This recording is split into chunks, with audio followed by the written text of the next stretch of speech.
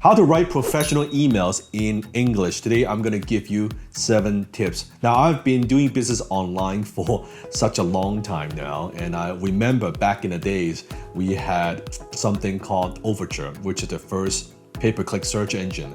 And then we had GoTo, and I know it's a long time. Some of you may not know what the heck that is. I get it, but I've been doing business online for a long time.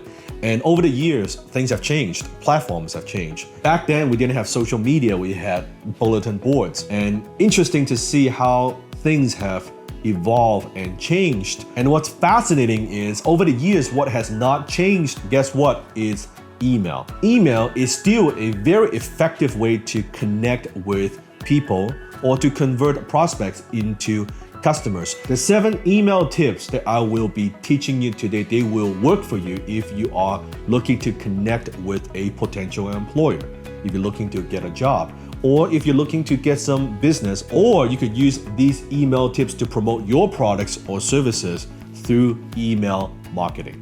Email tip number 1, never assume readership. Always remember that you're only one click away from hitting that trash can, right? Your email receivers, they could delete that just with a click. So never assume when you send out an email, oh yeah, of course, my prospects, they are going to open my emails. No, chances are they won't open your emails if your email is not engaging and interesting and compelling. They are sifting and sorting, they're scrolling, they're thinking what they could delete or what they could move to that spam box. And just because you have been sending them emails over a period of time, they opened up your email a week ago or a month ago, a year ago, doesn't mean you could sustain that readership in the future. So you gotta earn their attention in every single email, knowing that you're just one click away from that trash can. Be very, very selective and be very cautious of what emails you send out and how you want to get your readers to open up your email. Email tip number 2, use a credible from address. Research shows that 70% of the people base their decisions whether to delete or not delete their email just from the from address. So have you seen one of those very spammy, long from address? You look at it and you're like, no, I'm just gonna delete that. You don't want to do that. So from a personal email perspective, you probably want to use something like a Gmail. Gmail is trustworthy and highly credible. From a company perspective, you want to use maybe your first name, maybe it's your first name with your last name at abccompany.com. And when your recipient sees the email is coming from a credible from, they're more likely to open up your email. Email tip number 3, use interesting and engaging subject lines. Again, never assume readership. You have to give them a reason why they should even bother spending their time reading this email, and subject line is where you do it. Now, keep in mind when you're sending emails, when your recipient sees your email from a desktop, the subject line displays around 60 characters, but when they are on mobile, they will only see 20 to 30 characters. Now that's a key. So if you want more people to read your emails, knowing most people are checking their messages through now mobile phone, you want to keep your subject line short, 30 characters or less. Now I've done a whole video on just subject lines alone, so you can click here and you could watch that. I won't go into it here, but knowing that your subject line needs to be curiosity driven, it needs to be personal. Sometimes if you want people to open up your email, using their first name is very, very powerful. Example, Michelle, comma, and then you talk about whatever it's next. Then people would know, oh, this is personal. This is for me. And if you are doing any kind of email blast to communicate with the prospects, there's so many software out there, ActiveCampaign, Aweber, many of them will allow you to customize. You can add first name to that subject line anyway. So make it personal, make it interesting, and keep your subject line short. Email tip number 4, use a single column layout, because now we are checking most of our emails through our mobile phone.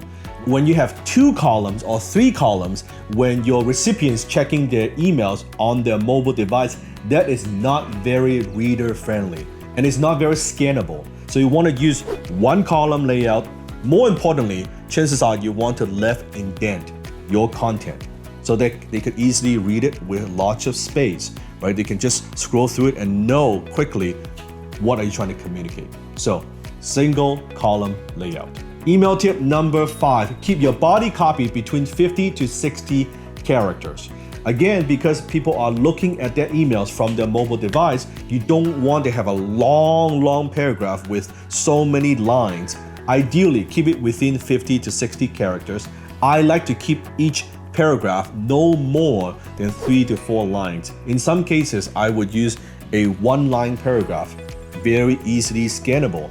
I would also recommend that you use bullet points, then people can see it. They will easily know what is in it for them. Like, why should I keep reading this? So keep it very simple, lots of white space. You could use a very short paragraph, easier for them to read, easier for them to scan. Email tip number 6, don't overuse hyperlinks and call to actions. I don't believe you want to use too many hyperlinks and too many call to actions in one single email. Keep in mind, a confused mind always says no. A confused mind doesn't click and doesn't act. So keep it simple, right? My rule of thumb is no more than 3 call to actions in a single email. You could have it in the beginning if you want, maybe somewhere in the middle, or somewhere near the end, but you don't want to fill the whole thing with a lot of links. It's very overwhelming, and it gets real spammy real fast. You want to stay away from that. Be very careful. And even if you do use a call to action button, you want to contrast with the other color. Maybe use green, maybe use, a very inviting color so people would click on it, but don't fill your whole emails with a ton of buttons. Don't do that. Email tip number 7, have one single focus. One of the mistakes I see a lot of people make is when they send an email, they have so many call to actions and they want to accomplish so many things, right? Oh, hey, click here to visit my website, or give me a call, or do this, or do this, or do this. No, give them fewer options. Just have one single focus. Do you want them to reply to your email? Just focus on that and tell them, hey, reply to this email if you want to get blank whatever benefit that they want to get. Or just click here to go to the page, or click here to call, right? Just focus on one single thing. Don't try to do too much, right? People can't handle too much. Just one single focus, one objective, one email. If you have other objectives, do that in the next email, but don't try to cram that all in one single email. If you need help writing effective email, or you simply want to save time next time you craft an email, make sure to head over to instantscripts.com. It comes with proven templates, proven subject lines, and also time-tested opening paragraphs that you can just drag and drop next time you craft an email. So check it out, instantscripts.com.